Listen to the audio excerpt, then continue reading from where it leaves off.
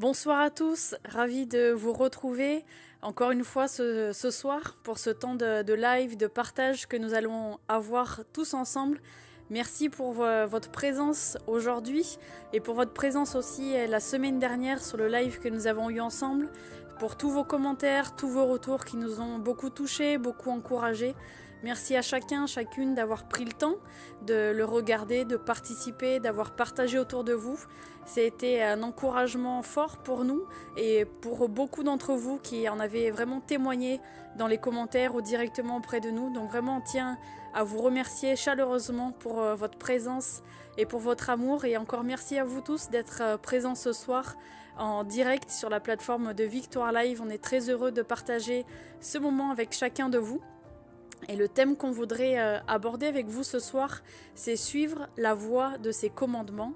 Voilà, donc c'est le thème qu'on a voulu partager avec vous. Puis je vais laisser Fabien introduire sur le sujet. Merci beaucoup. Déjà, bonsoir à tous. Merci à chacun de nous rejoindre tout de suite en direct ou peut-être par la suite aussi. N'hésitez pas à appeler, à inviter vos amis, vos contacts, à partager aussi le contenu de cette vidéo. Parce que la promesse, elle est pour nous, elle est pour chacun, elle est pour tous ceux qui voudront bien se joindre à cet appel de Dieu. Alors ce thème, la voie de ses commandements, suivre la voie de ses commandements, mais c'est un thème tout simplement qui nous tenait à cœur parce que on est dans une époque où des fois la figure de l'autorité, comme on le dit souvent entre nous, fait peur. Il y a des grands mots qui sont devenus des gros mots évangéliques. Le mot repentance, le mot sanctification et le mot commandement en fait partie. Et je crois avec pertinence que ça vient finalement d'un manque de compréhension, d'une crainte que le diable a érigée face à ces mots, qui nous sont finalement salutaires, c'est-à-dire qui nous apportent délivrance, qui nous apportent du secours, qui sont là pour ça, qui sont là pour être des repères et qui sont limite devenus des ennemis aujourd'hui. Alors j'ai proposé ce thème parce que je pense qu'il est utile. Il y a un chemin sur lequel Dieu nous rencontre. Jésus-Christ lui-même dira qu'il est le chemin, la vérité, la vie. Dans Jean chapitre 14, il est un chemin. L'Épître aux Hébreux dira qu'il a ouvert une voie par son corps, par sa chair. Et cette voie a été ouverte pour qu'on puisse y marcher. Et le Seigneur dira lui-même dans l'évangile de Jean, si vous m'aimez, vous suivrez mes commandements. Encore faut-il comprendre le sens de ce mot commandement. Et pour toi, Lydie, du coup, qu'est-ce que ce mot évoquerait ? C'est vrai que le mot commandement, comme tu l'as dit, c'est des fois un mot avec lequel on a mis un peu de distance parce qu'il paraît rigoureux, il paraît dur.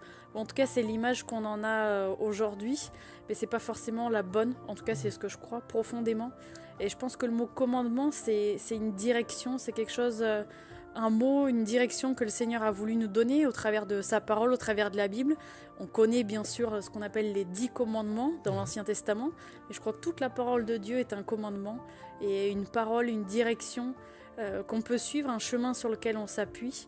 Et le commandement au niveau militaire, vous m'excuserez si je commets une erreur sur la définition, mais en tout cas c'est celle que j'en ai, c'est la direction, c'est l'ordre qui va être donné pour que l'armée puisse atteindre son but, puisse atteindre son objectif.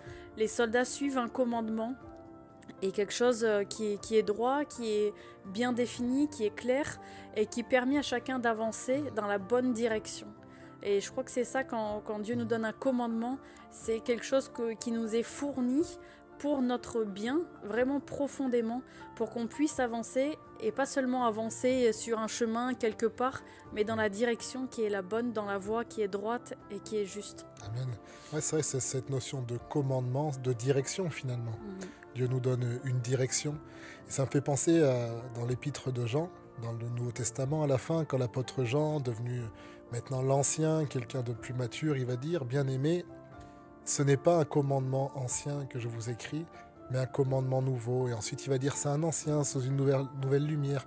Donc il va être question du commandement, le commandement par excellence, celui qui rassemble tous. Il va dire, le commandement, c'est l'amour. Et donc, si le commandement, c'est de nous aimer, j'aimerais dire aussi que le commandement, tu as vu, c'est l'expression de l'amour. Oui. C'est l'expression de l'amour de Dieu, comme tu l'as très bien dit, qui, nous sachant dans une voie, dans un chemin, dans un parcours, dans une destination, nous a pas laissé livrer à nous-mêmes, mais nous a donné une direction. Et en plus, c'est un commandement vivant, c'est un commandement qui nous suit, un commandement qui prend vie, qui s'incarne de nouveau. Jésus-Christ est le commandement incarné, c'est l'amour incarné, c'est la parole de Dieu incarnée. Et aujourd'hui, ce commandement continue à être vivant par le Saint-Esprit et à nous donner une direction. Et c'est dans ce sens-là que je te proposais du coup ce thème-là. pour qu'on puisse retrouver le sens vertueux du commandement de Dieu, des commandements de Dieu.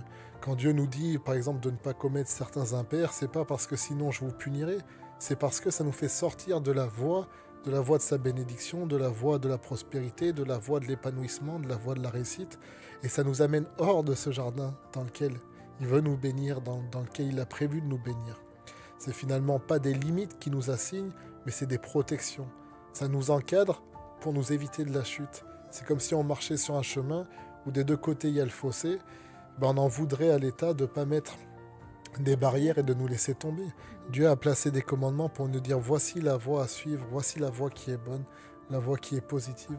Et ça me fait penser à un passage qui est dans Ésaïe chapitre 35, dont il est encore question de cette voix qui crie dans le désert, comme on a pu également parler de consoler le peuple la semaine dernière, le propre ministère sur lequel on s'appuie, qu'on a appelé Kol Hamidbar, la voie du désert. On se revendique de ce désert, de cette voie qui dit de préparer le chemin du Seigneur. Et Ésaïe 35, que je vais vous lire en entier, c'est que 8 versets. Le désert et le pays aride se réjouiront. La solitude s'aiguera et fleurira comme un narcisse. Elle se couvrira de fleurs et tressaillira de joie, avec chants d'allégresse et cris de triomphe. La gloire du Liban lui sera donnée, la magnificence du Carmel et du Saron. Ils verront la gloire de l'Éternel, la magnificence de notre Dieu. Fortifiez les mains languissantes et affermissez les genoux qui chancellent. Dites à ceux qui ont le cœur troublé, prenez courage et ne craignez point. Voici votre Dieu, la vengeance viendra, la rétribution de Dieu. Il viendra lui-même et vous sauvera. Alors s'ouvriront les yeux des aveugles, s'ouvriront les oreilles des sourds. Alors le boiteux sautera comme un cerf, et la langue du muet éclatera de joie. Car des eaux jailliront dans le désert et des ruisseaux dans la solitude. Le mirage se changera en étang, et la terre desséchée en source d'eau. Dans le repaire qui servait de gîte aux chacals, croîtront des roseaux et des joncs. Il y aura un chemin frayé, une route qu'on appellera la voie sainte. Nul impur n'y passera. Elle sera pour eux seuls. Ceux qui la suivront, même les insensés, ne pourront s'égarer. Sur cette route, point de lion, nulle bête féroce ne la prendra. Nul ne s'y rencontrera. Les délivrés y marcheront. Les rachetés de l'Éternel retourneront. Ils iront à Sion avec chant de triomphe, et une joie éternelle couronnera leur tête. L'allégresse et la joie s'approcheront. La douleur et le gémissement s'enfuiront. Amen. Et tu vois, dans ce passage, ce qui me parle, c'est que c'est une voix qui a l'air d'être vivante, qui a l'air de réguler ceux qui y marchent. Et quand il dit les insensés, quand il dit les impurs, il ne le dit pas justement dans le sens mauvais, parce que c'est des fois ce qu'on a été, lorsqu'on était dans le train de ce monde, on manquait de sens, on était perdu. L'impureté, c'est ce qu'on a été de par le péché. Mais il dit que ce type de personne ne se rencontrera pas sur cette voie. Alors des fois, on peut comprendre, tu vois, d'une façon très légaliste. Alors, si je suis là-dedans, je ne peux pas aller. Non, c'est justement en marchant sur cette voie, on est changé, transformé en nouveauté de vie, purifié, sanctifié par le sang de Jésus. Sanctifié, c'est une voie qui nous rend meilleurs, une voie qui nous rapproche de Dieu, une voie qui nous réhabilite. On voit que dans le jardin d'Éden, lorsque Adam et Ève ils sont mis dans un état de bénédiction, un état de bienfait. Et le diable va venir, va les tromper, et ils vont être expulsés de ce jardin. Ils vont régresser, ils vont se perdre. Ensuite, il va venir Caïn et Abel, on connaît l'histoire. Caïn va devoir s'éloigner loin de la face de l'Éternel sur le pays de Nob. Nob qui veut dire errance, vagabondage. Il va se perdre sur une voie, il va se perdre finalement. Et vous lirez dans les textes jusqu'au déluge, après le déluge, les humains s'éloignent toujours de plus en plus dans la même direction, en l'occurrence à l'Orient. Ils vont plus loin, toujours plus loin, toujours plus loin. Et va venir cette voie qui s'appelle la repentance. Repentance, métaïnoïa, teshuva en hébreu, ça veut dire faire demi-tour. Tout simplement. Tout simplement. Le GPS dit mauvaise direction, recalcul de l'itinéraire, faites demi-tour dès que possible. Et il va avoir ce chemin du retour qui va nous ramener à Dieu. Et sur ce chemin, pour pas qu'on se perde, Dieu a balisé, il a mis des commandements, des conseils, des directions qui vont régir la vie dans le but de la rendre bénéfique. Pas dans le but de nous asservir, mais dans le but de nous servir. Les commandements ne sont pas pénibles, comme dit l'apôtre, mais ils sont utiles à la vie. Et quelle grâce d'avoir des commandements, parce qu'on sait que le chemin n'est pas toujours facile. C'est pas toujours facile de s'y retrouver. Quelle direction est-ce qu'on doit prendre? Est-ce qu'on doit aller à gauche? Est-ce qu'on doit aller à droite? et d'avoir ces commandements qui bornent le chemin, qui tracent la route pour nous. C'est une grâce qui est immense et des fois qu'on mesure pas bien. On se dit ah, mais j'aurais bien aimé aller un peu de ce côté, mais il y a une barrière, je peux pas y aller. Mais cette barrière, elle est là, c'est un commandement qui est là pour nous sauver la vie et nous empêcher de tomber dans le ravin qui est de l'autre côté.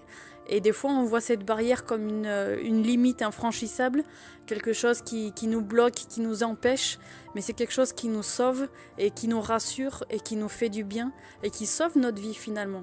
Amen, c'est vrai.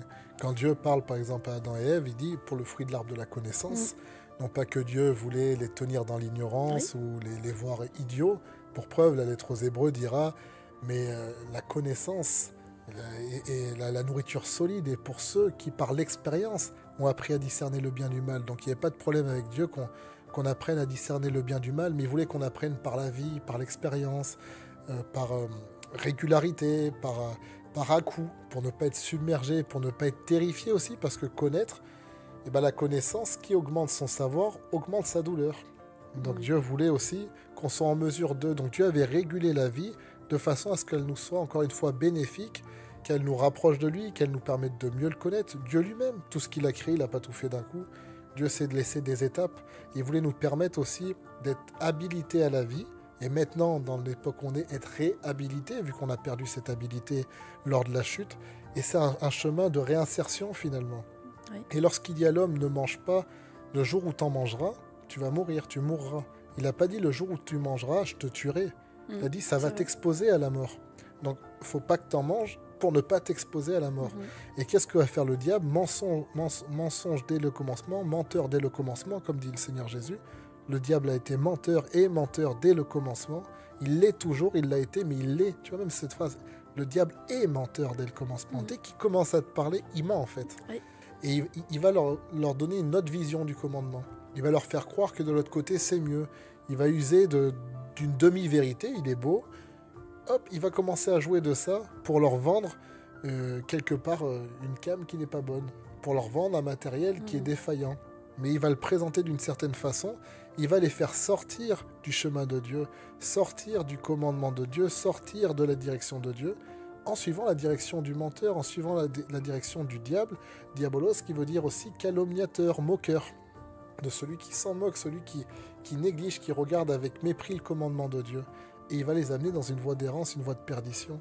Alors quand Dieu nous redonne le chemin du commandement, par exemple dans le cadre du mariage, quand il va donner certaines règles, certaines mesures, il va dire voilà, dans ce cadre-là, il y a la bénédiction.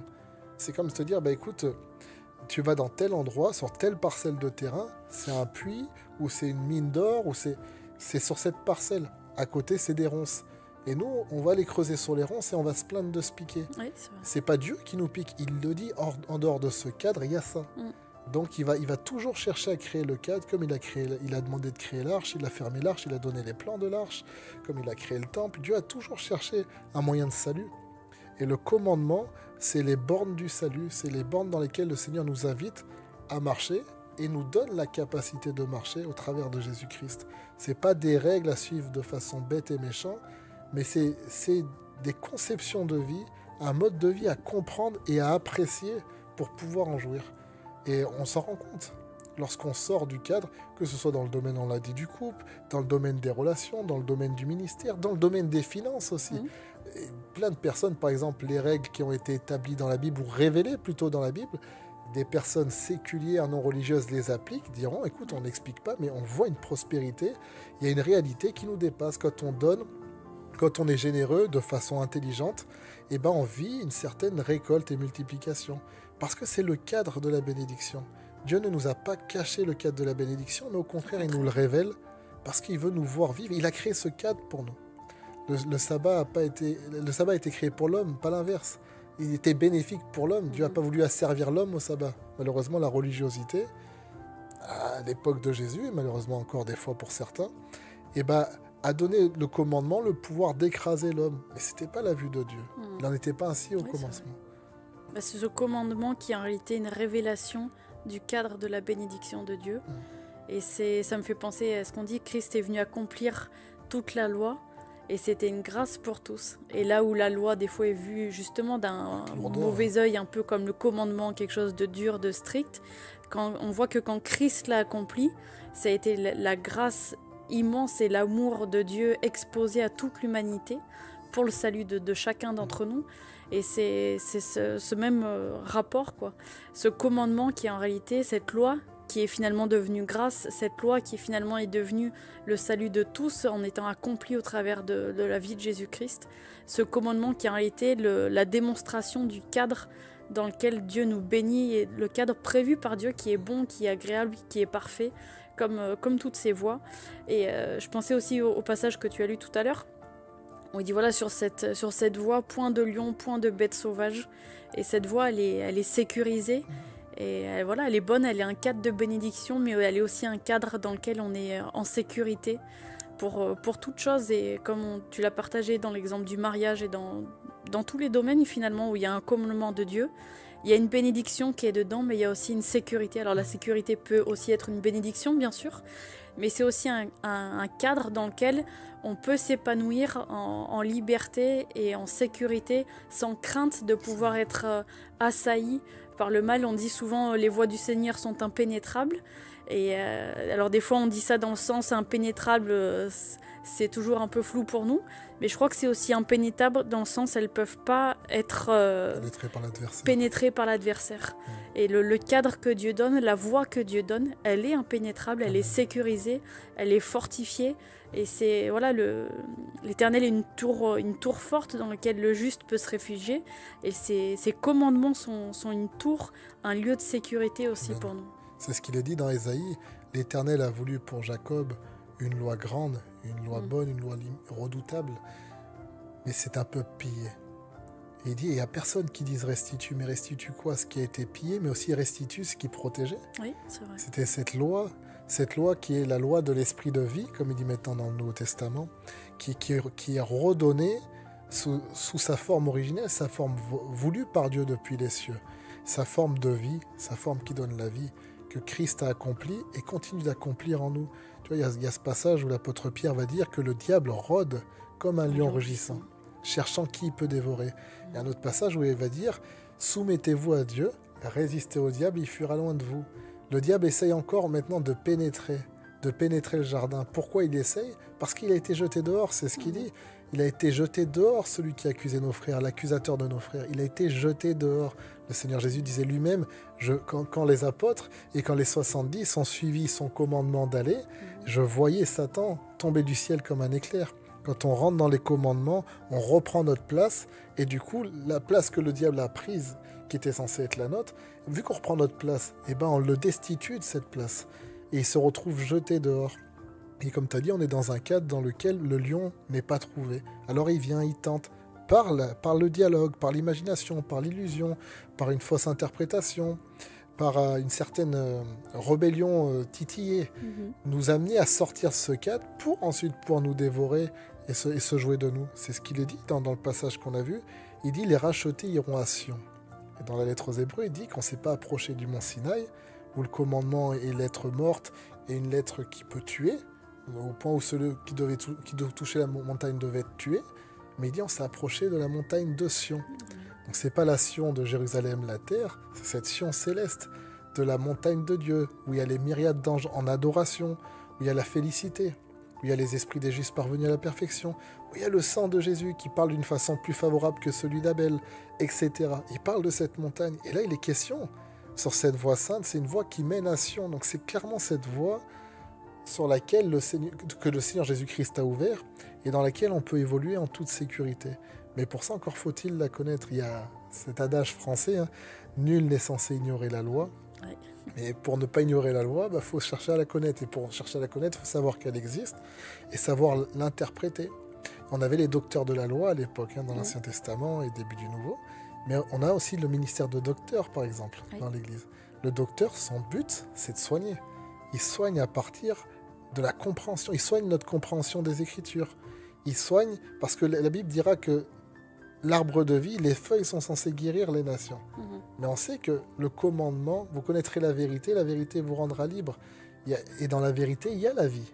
En elle est la lumière des hommes. La vie est la lumière des hommes. Donc il y a une notion de celui qui peut comprendre la parole ou l'expliquer à d'autres, de guérir de nous guérir dans nos incompréhensions et de nous guérir nous-mêmes. Il a envoyé sa parole les guérit. Il nous guérit tous par cette parole. Mais encore faut-il l'accepter telle qu'elle est dite, parce que quand elle est déclarée, elle est décrétée, c'est le commandement de Dieu qui vient à nous. Et pour ça, il faut se tourner et dire non, c'est pas possible. Tout ce que Dieu a donné est forcément bon, vu que Dieu est bon par nature. Dieu est amour, le commandement est amour. Donc le commandant, lui aussi, il est. Donc il est forcément bon. Si je le vois d'une façon négative, c'est que je l'ai mal interprété ou qu'on essaye de me faire tendre dans une certaine direction. Et c'est sûr que si on suivrait comment certains ont présenté certains commandements, ça donne pas envie de les suivre. Dur d'être une femme dans l'église, dur d'être un jeune dans le ministère, dur d'être beaucoup de choses. Hein. C'est très très compliqué. Mais ça, c'est malheureusement le lot de ceux qui se tiennent écartés du royaume, qui en détiennent les clés et qui nous empêchent d'en rentrer. Mais celui qui est la clé de David, qui est Jésus-Christ, la clé du séjour des morts et la clé de la vie, celui qui révèle le commandement tel qu'il est initialement et voulu par Dieu, alors ils deviennent vie. Moi aujourd'hui, j'aime lire la Bible, Dieu merci, je sais que toi aussi. On s'est mariés à partir de ça, on continue avec nos hauts, nos bas, nos réussites, nos défaites ou autres. Mais on retrouve dans l'Ancien Testament, dans la loi de Moïse, dans le Nouveau Testament, au regard de la grâce, tout devient l'évangile. C'est ce tout qui est l'évangile. Tout devient une bonne nouvelle. On trouve la vie. Moi, je trouve Jésus dans le Lévitique autant que je le trouve dans l'évangile de Jean. Et j'en suis rassuré. Je vois combien il a tout accompli. Et je peux rentrer dans le cadre de ce commandement. Je peux retrouver le pardon, je peux être réhabilité, je peux être sanctifié à nouveau et continuellement. Et tout ça, ça fait partie du chemin des commandements qui nous est bénéfique. Et ça nous permet de réussir et de prospérer et de régner en cette vie. Et je pense qu'aujourd'hui, il y a une nécessité de retrouver ça, de ne pas craindre. Par exemple, le domaine de la repentance, c'est quoi? C'est que celui qui abandonne ses fautes et qui les confesse en est libéré. C'est pas le but de nous humilier, c'est pas le but de nous maintenir à servir. C'est justement pour qu'on soit libre d'avancer, libre d'aller devant, libre de pouvoir le servir. Le domaine des offrandes, de la dîme, de tout ça, c'est pour qu'on donne cette part où l'Éternel puisse multiplier, qu'on soit en alliance avec lui là-dedans. Pour nous bénir encore une C'est fois. pas une histoire de nous soutirer de l'argent ou de défendre un système mafioso-évangélique, ça n'a rien à voir. Au contraire, il est bénéfique et puis il fait du bien à d'autres. C'est de contribuer à la prospérité aussi d'autrui, de faire du bien pour qu'on puisse récolter le bien. C'est pas une vue égocentrique. Dans le domaine du couple, effectivement, lorsque tu t'unis avec d'autres, tu t'unis réellement. Tu partages ton âme avec cette personne. Et après, il y a tout un travail pour sortir de tout ça. Donc, c'est-à-dire que Dieu veut nous préserver du mal. Et il y a même le commandement pour qu'une fois, si malheureusement on a péché, si malheureusement on s'est détourné, le mot péché qui fait peur, tu as vu, on en parle souvent, veut dire rater le but. Il dit, nous avons un avocat auprès du Père, Jésus-Christ le juste. Donc, il nous ramène, il y a même le commandement qui nous ramène lorsqu'on se détourne du commandement. Et je pense qu'on doit apprendre à apprécier. Encore une fois, le Seigneur a dit, si vous m'aimez, vous suivrez mes commandements. Et dans ces mêmes passages, il parle du Saint-Esprit qui nous éclairera, qui nous révélera toute la vérité, qui nous conduira dans cette vérité. Il y a une voie aussi, il y a une marche, il y a une évolution. Oui, c'est ça, il y a ce chemin, il y a cette évolution qu'on a chacun et qu'on a aussi avec le Seigneur personnellement, intimement, j'ai envie de dire. Et il y a ce commandement qui est là pour nous, comme on vient de l'exposer dans toutes les situations.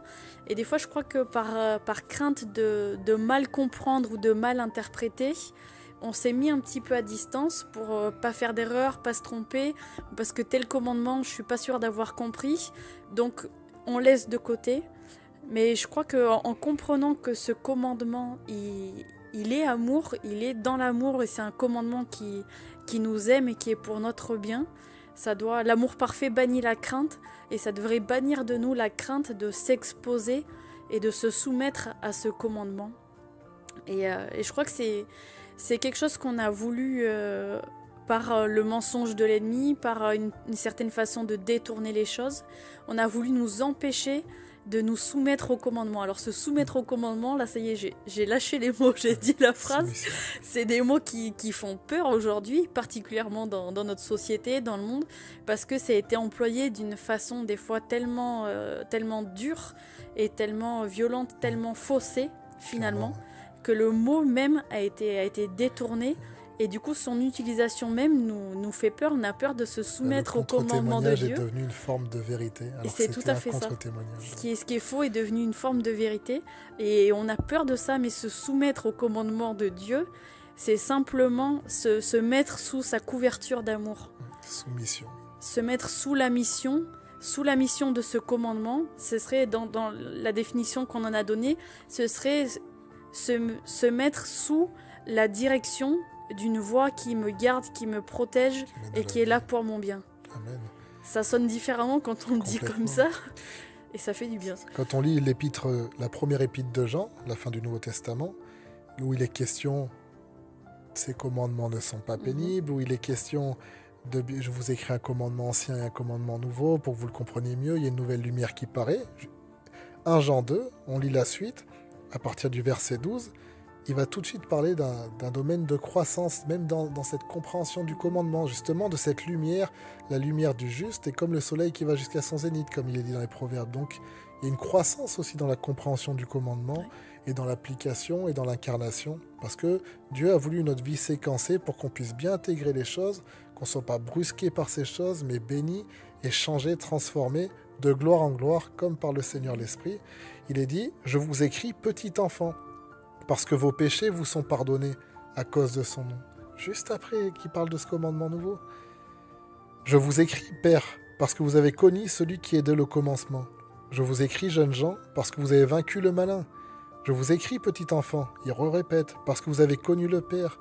Je vous écris, Père, parce que vous avez connu celui qui est dès le commencement. Je vous écris, jeunes gens, parce que vous êtes forts, et que la parole de Dieu demeure en vous, et que vous avez vaincu le malin. N'aimez point le monde, ni les choses qui sont dans le monde. Si quelqu'un aime le monde, l'amour du Père n'est point en lui. Car tout ce qui est dans le monde, la convoitise de la chair, la convoitise des yeux et l'orgueil de la vie, ne vient point du Père, mais vient du monde. Et le monde passe et sa convoitise aussi, mais celui qui fait la volonté de Dieu demeure éternellement. Et là, par exemple, dans ce contexte-là, il est en train d'expliquer pourquoi il dit « n'aimez pas le monde » dans le sens de ce qui est perverti. Voilà. Il ne parle pas de l'éternel la terre, tout ce qu'elle renferme. Dieu a tant aimé le monde qu'il a donné son Fils pour racheter ce monde. Là, il parle de la partie du monde qui est pervertie et justement vouée à disparaître. Il le dit, pas pour dire « soumettez-vous, attention ». Non, c'est au contraire, je veux que vous demeuriez éternellement. Et vu que ce monde passe, si vous êtes associé à cette déchéance, à cette rébellion, vous allez passer. Alors que ma volonté, c'est que vous demeuriez éternellement. Alors je vous montre le chemin de ma volonté. Et preuve en est que c'est une histoire d'interprétation qui veut nous ramener à une compréhension véritable. Le passage qui continue, qu'on ne va pas lire, sinon on va finir par lire toutes les l'épître de Jean, il est question des antéchrists. Antéchrists, ceux qui prennent la place de Christ, les faux Christ, ceux qui nous amènent une mauvaise compréhension, ceux qui nous détournent de la vérité, par laquelle on peut être sauvé. La Bible dira que l'esprit d'égarement vient auprès de ceux qui n'ont pas aimé la vérité qui pouvait les sauver. Le but de Dieu dans tout ça, c'est toujours le salut. Et le mot salut, sozo ou soster, selon les formes où il est employé, c'est la délivrance, c'est la guérison, c'est la réhabilitation à la vie. C'est pas que le fait d'aller au paradis, c'est le fait de pouvoir revivre tel qu'on l'entend, pas juste exister, mais vivre. Et dans le passage qu'on lit, on va voir qu'il va parler des petits-enfants, des jeunes gens. Et ensuite, il va parler des pères. Et on voit qu'au niveau des pères, il dit la même chose les deux fois. Vous avez connu, vous connaissez celui qui est dès le commencement. Ils sont arrivés à un point de stabilité. Mais ils ne demandent pas ça aux petits-enfants. Ça évolue. Il leur dit, voilà, vous commencez à vous approcher du Père, du pardon. Ensuite, il va dire aux jeunes gens, la parole de Dieu, le commandement de Dieu. Il commence à devenir, vous êtes forts parce qu'il commence à prendre vie en vous. Et vous prenez des victoires sur le malin, vous prenez des victoires sur le monde, vous prenez des victoires sur celui qui essaye de vous tromper parce que vous grandissez en connaissance. Et ensuite arrive le stade des pères, une étape de stabilité. Vous connaissez, vous êtes en lien direct avec celui qui est dès le commencement. Vous êtes retourné à ce qui était au commencement, où vous étiez intime avec Dieu, où l'humanité pouvait parler avec Dieu, marcher avec lui, être en paix avec lui. Et vous avez fait le trajet inverse, vous avez fait le plein retour. Et c'est dans tout ce passage où le Seigneur nous parle de commandement, c'est « je vous ramène à l'état comme c'était au commencement ». La Bible dira que le ciel doit recevoir Jésus jusqu'au temps du renouvellement de toutes choses. Il y a un moment où on est ramené à un point de renouvellement. Et on le voit, hein, tu as vu la fin de l'Apocalypse, c'est l'arbre de vie qui est là. On retrouve ce qui était dans le jardin. On a quitté ce jardin et tout est fait pour nous y réhabiliter d'une façon à ce qu'on puisse y rester. Les anges qu'il a mis devant, c'est pas parce que Dieu est contre nous, c'est que dans l'état des choses, on ne pouvait pas demeurer dans ce jardin et ça aurait été malsain même pour nous, ça aurait été une corruption éternelle. Alors Dieu nous met à part, comme malheureusement l'impureté, ce que ça demande, comme quelqu'un de contaminé, et il vient, lui, il descend, il s'expose à cette contamination, il nous soigne, il nous réhabilite pour nous ramener dans le royaume de son amour. Comme il est dit à l'apôtre Paul, vous faire passer des ténèbres au royaume de sa lumière. Et donc c'est ce que Dieu veut faire au travers des commandements et des choses qui nous conduit à suivre. Il veut dire voici le chemin, suivez-le, c'est le chemin de la vie. Ce n'est pas le chemin de l'asservissement ni le chemin de l'esclavage, mais c'est le chemin de la vie. Permettez-moi de vous le révéler tel qu'il est. Quel est le sens de la repentance? Quel est le sens de tous ces grands mots qui vous font peur? C'est le diable qui vous a trompé. Ô Galates, insensé encore une fois, qui avait manqué de sens, qui vous a envoûté, qui vous a ensorcelé pour que vous vous détourniez si vite de la vérité?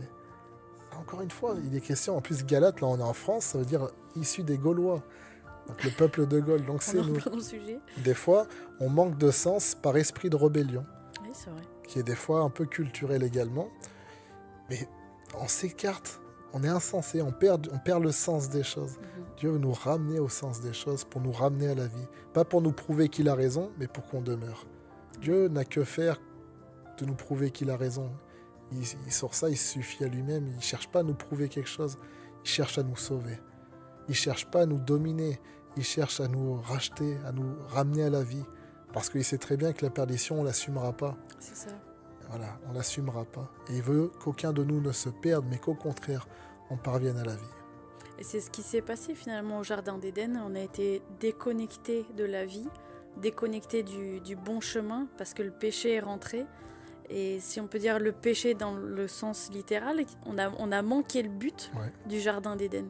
On a loupé la bonne direction, on s'est trompé de chemin et on s'est détourné de la vérité, de la vie et du chemin. Et c'est en ça maintenant que Dieu, par ses commandements sont là pour nous ramener justement à cette vie parfaite qui nous était donnée en lui, à cette vie d'épanouissement pleinement connecté à sa présence. Dieu marchait dans le jardin avec Adam et Ève. Il y avait une communion qui était pleine, qui était pleinement manifestée, qui était palpable, qui était physique.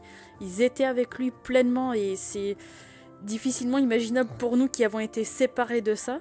Mais par Christ et par ce chemin et par ses commandements qui guident ce chemin, le but de tout ça, c'est qu'on puisse être reconnecté directement à lui, reconnecté comme Adam et Ève étaient connectés avec Dieu dans sa présence dans le Jardin d'Éden avant la chute.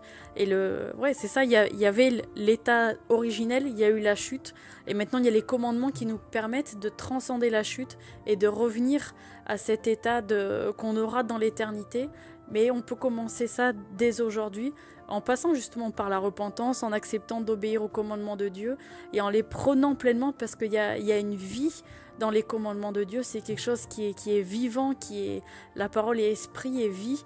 On le dit souvent, mais quand il s'agit des commandements, des fois on a un peu peur de croire que c'est vrai, mais c'est la vérité. Il y a l'esprit de Dieu qui est dedans, il y a la vie, il y a quelque chose qui coule, comme tu dis, qui est là, qui est vivant, qui nous emporte, qui nous lave, qui nous purifie et qui en même temps nous conduit, nous fait avancer, nous nourrit.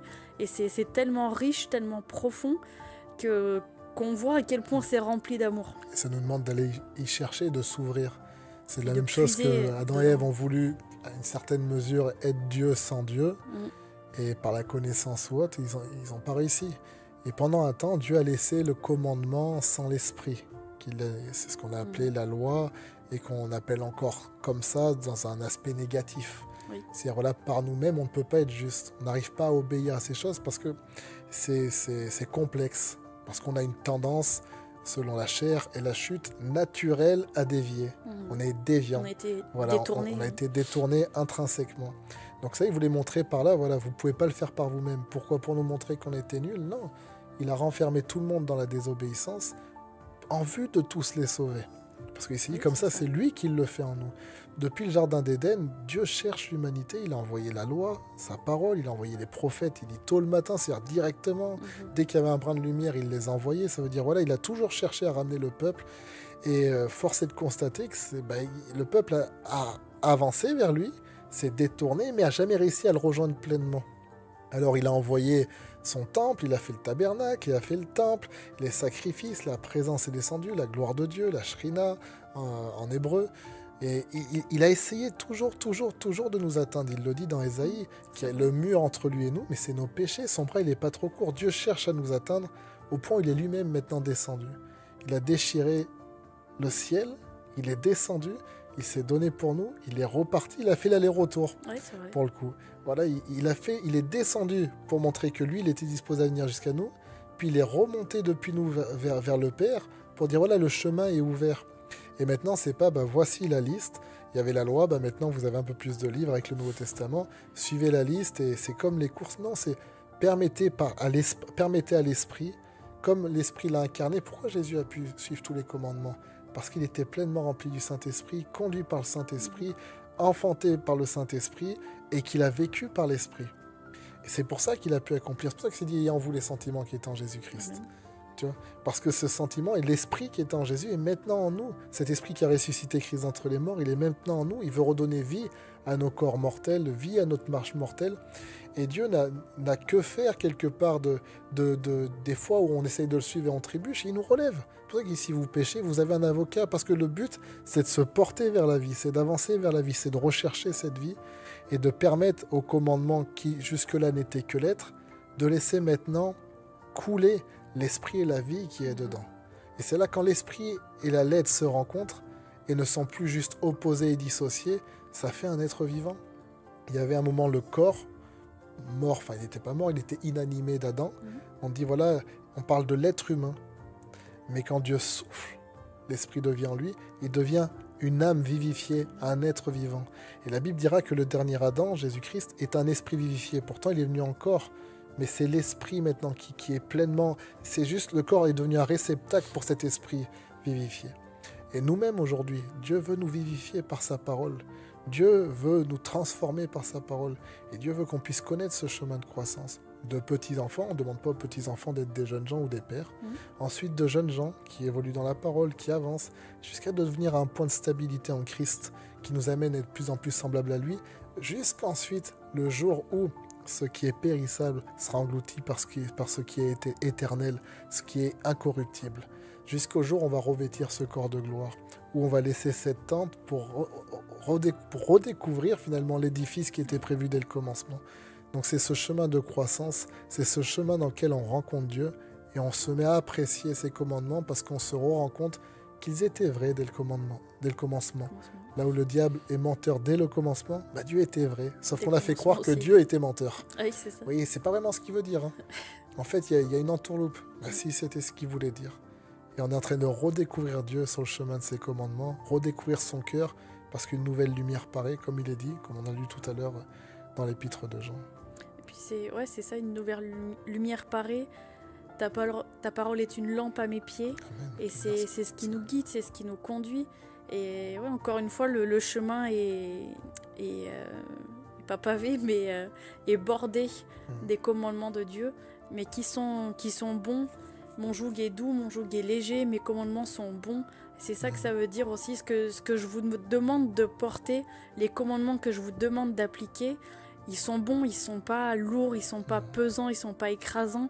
Au contraire, c'est ces commandements qui vont vous porter, qui vont vous donner la force d'avancer, de pouvoir faire un pas après l'autre votre cheminement jusqu'à revenir pleinement à cet état dont on parlait.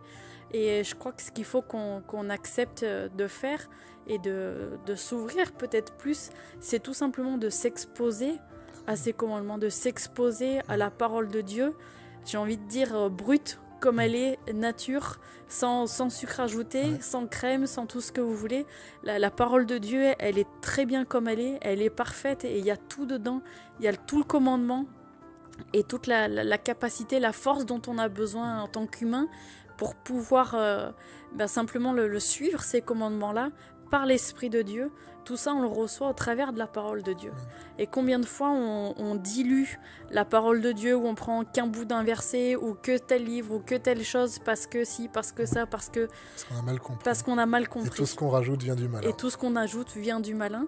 Et c'est une façon aussi que l'ennemi a de nous détourner de cette pure vérité, de cette pure parole, de ce pur commandement qui nous est donné. Et en enlevant une partie, ça détourne complètement le chemin. C'est comme si je suis un panneau d'indication sur la route. Si je veux aller à Montélimar, mais que j'ai que Limar, il manque un bout de la parole et je vais me tromper de direction, c'est sûr. Et on doit prendre la parole de Dieu comme elle est complètement. Il n'y a rien à acheter. Tout est bon, tout est parfait. Et il y a tout le commandement qui nous conduit et qui nous conduira jusqu'au bout et jusqu'à lui. Quand il dit au commencement était la parole était avec Dieu. Et c'est au commencement Il dit, en elle était la vie. Était Voilà. la vie. La vie Amen. était la lumière des hommes. Au commencement, c'est ce qu'elle était. Mais après, c'est tout ce qu'on en a fait quand on l'a annulé par la tradition des hommes, par nos interprétations. Et des fois, on est prompt à reprocher ça au système religieux, mais nous-mêmes aussi. On a mis une interprétation sur des mots, une interprétation sur des ordonnances, Ouais. une interprétation sur des histoires. Nous-mêmes, nous sommes nos propres juges là-dedans. Nous avons jugé la loi de Dieu en pensant la comprendre, mais on la comprenait mal. Et on dit, elle a été ça, mais elle peut encore l'être.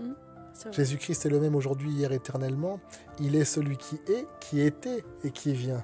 Il peut encore être, il veut encore et il est encore. Amen. Mais c'est à nous de redécouvrir ce qu'elle était au commencement. Comme c'est ce qu'il dit à un moment aux pharisiens, il n'en était pas ainsi au commencement, en l'occurrence sur le mariage. Il veut nous ramener au point de commencement. Et en Christ, nous sommes au devant d'un renouveau. C'est ça le principe même de Christ qui est le dernier Adam, le premier d'une multitude de frères. On ne repart pas d'où on en était avec Adam, on repart du point de base qui est Jésus-Christ, qui a accompli cette loi, qui l'a révélée sous sa vraie forme.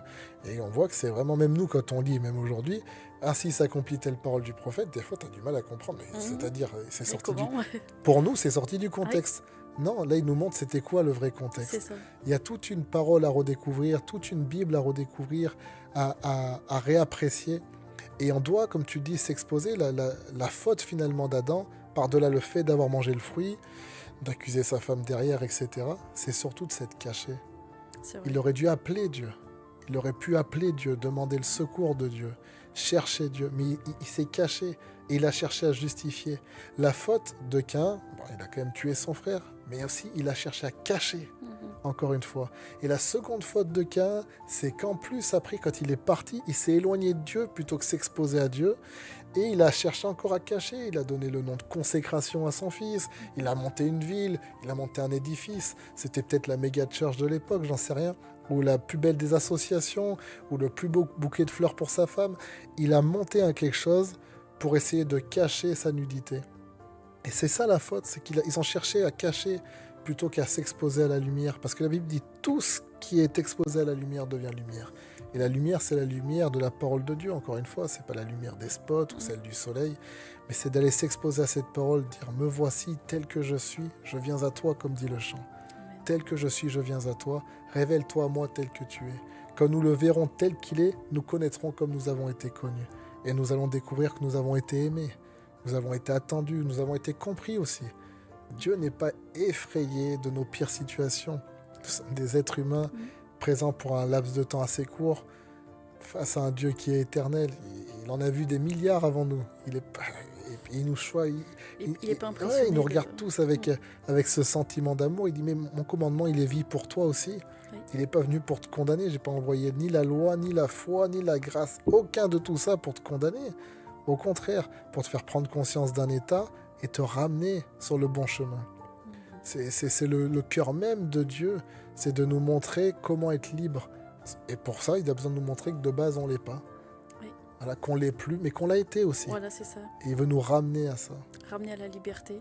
Et là où on a l'impression que, humainement, en tout cas, le commandement nous enferme, en réalité, c'est un commandement qui nous libère et qui nous rend libres. C'est pour la liberté que Christ vous a affranchi.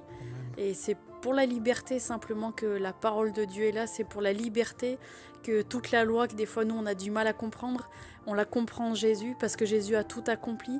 Il a accompli tout ça pour nous libérer de toutes choses et pour qu'on soit libre de faire justement ce chemin de retour jusqu'à lui. Le Seigneur Jésus, il est à l'aise avec la loi. Même on voit Complètement. même certaines de ses réactions sur le sabbat, sur autre. Il est à l'aise parce qu'il se sait aimer. Il sait que Dieu a mis toute son affection en lui. C'est d'ailleurs pour ça qu'il peut même aller au désert et être tenté par le diable. Et le diable, il joue sur... Si tu es fils de Dieu, il est à l'aise. Il lui répond par ce qui est écrit, parce qu'il sait que forcément le commandement est bon.